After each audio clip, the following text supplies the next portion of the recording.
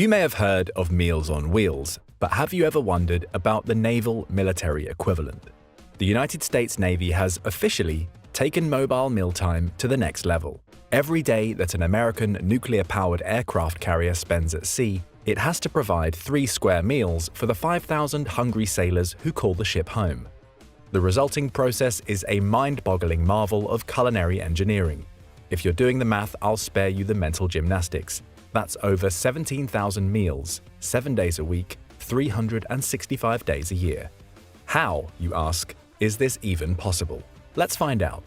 They say the way to someone's heart is through their stomach. This certainly applies to hungry American sailors of the US Navy. Aboard the most common aircraft carrier in the Navy fleet, the 100,000-ton Nimitz-class vessel, an average crew complement of between 5,000 and 6,000 sailors will spend months on deployment working, sleeping, and eating aboard their city at sea.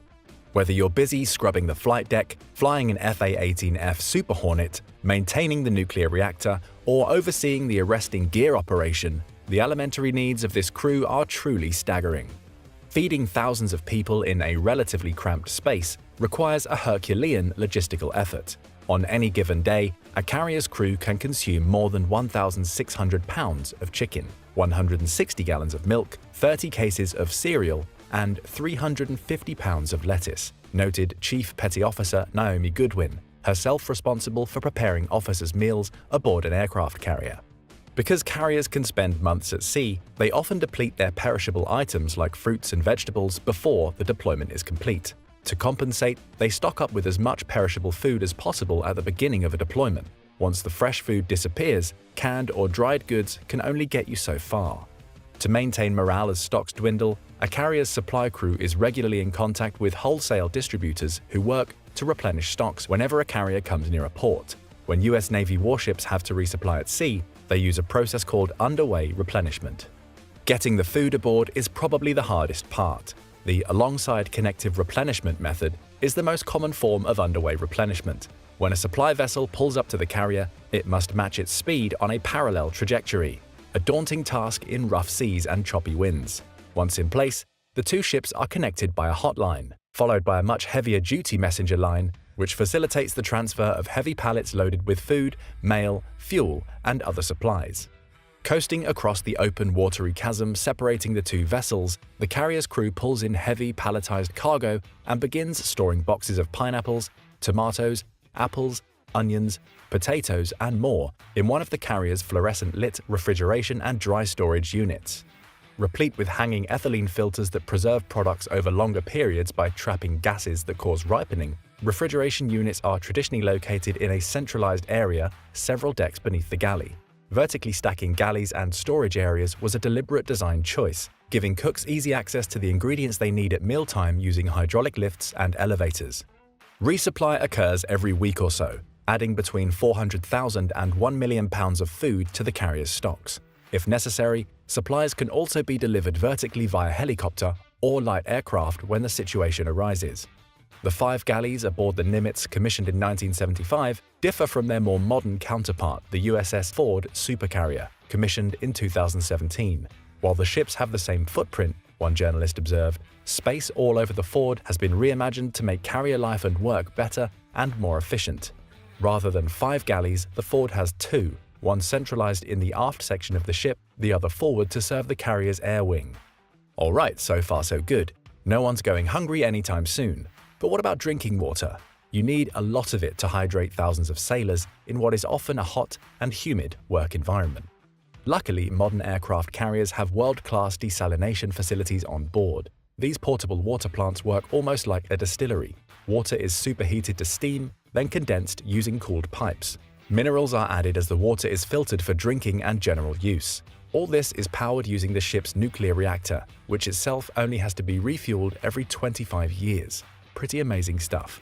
While we're on the topic of facilities, wondering what kind of monster kitchen you'd need to service all these sailors, here's the thing. It's not about size, it's about efficiency. A carrier's cooking facilities have been well designed to cater to the masses. They have to be. A carrier is designed for efficiency. Below deck, snaking maze-like corridors and tiny rooms take advantage of every inch of available space.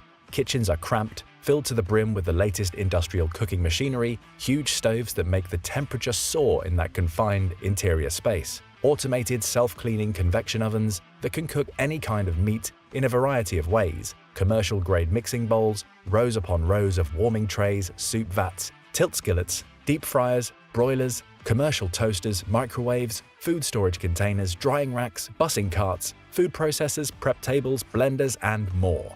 All this equipment enables culinary specialists to cook huge batches of food for the sailors aboard. What does it all cost to feed a crew this size? Well, grab your wallet because it'll cost a pretty penny. Senior Chief Francis Pattle, a culinary specialist aboard the George H.W. Bush, estimated that the Navy spends somewhere between $45,000 to $65,000 a day on food at sea. That's $1.8 million a month. It's pretty good bang for your buck considering what you get: 16,000 to 18,000 meals a day, from 6 a.m. breakfasts through to the aptly named mid-rats or midnight rations. But how do the meals actually get prepared? Teams of chefs, known as culinary specialists, form the dream team aboard the carrier. There are around 93 culinary specialists in all who follow a strict 15-day menu cycle to simplify the meal selection process. The regimented cooking process has been optimized for mass production. Cooks spend hours bulk prepping huge batches of food, a constant responsibility that can be monotonous at times. To add variety to their own schedules, junior cooks are trained on different tasks to make them more versatile in the galley. It is hard work, sometimes at strange hours.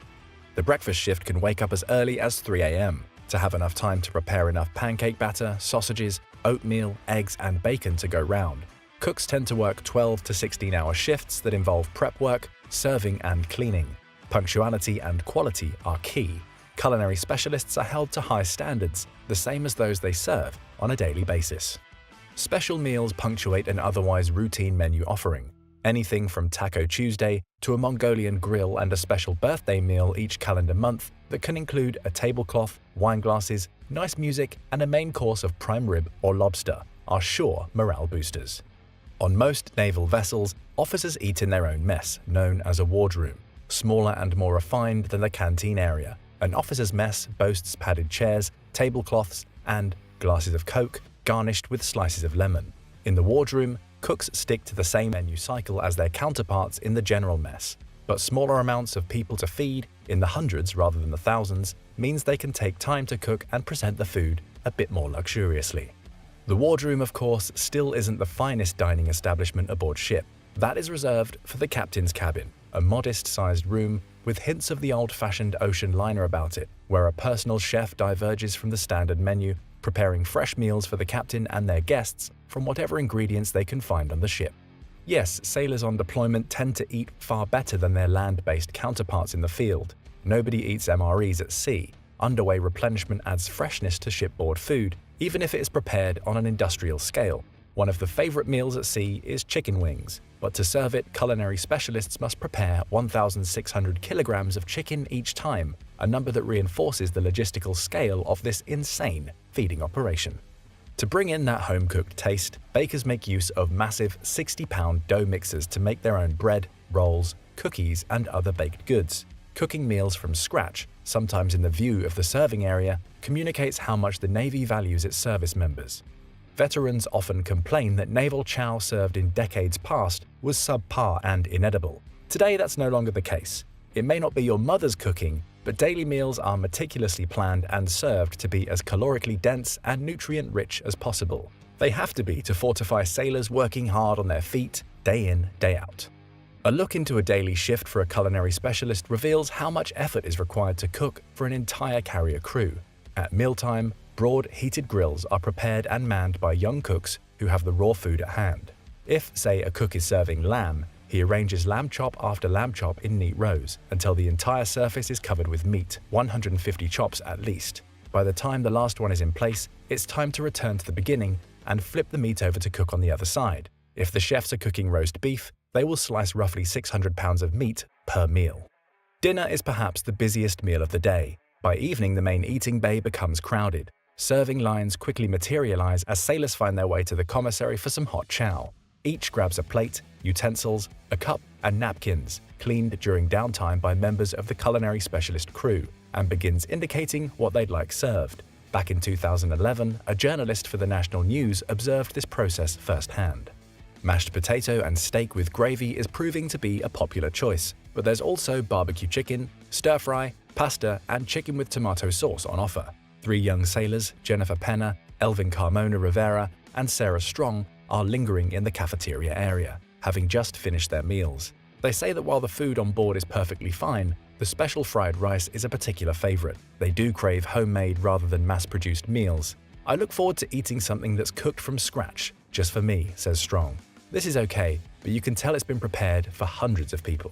Where the general mess doesn't satisfy a sailor's specific cravings, they can browse a small grocery store where different amenities like hygiene goods, razors, junk food, drinks are available to keep morale high at all times. Carrier grocery stores can make $10,000 a day, showing just how vital they are to the ship's daily operations. Even if it isn't the freshest or most gourmet offering, the fact that the Navy can provide hot chow thousands of miles from land in any condition is nothing short of a modern marvel. It is true that by the time naval sailors reach land once more, they are eager for fresh-cooked food they might once have taken for granted. Wood-fired pizza, mum's home-cooked lasagna, freshly squeezed orange juice, and more are the tantalizing rewards of a deployment well done. This doesn't detract from the impressive service on display in the galleys and storerooms of America's aircraft carriers. The science and logistics behind the process of cooking at sea is truly impressive. Spending 7 to 10 months at a time at sea, cooking crews ensure that good food is prepared and delivered in spades on time every day. Have you ever tried Navy chow aboard an aircraft carrier or experienced anything like the Navy's feeding operation? Let us know in the comments, and don't forget to subscribe for more military analysis from military experts.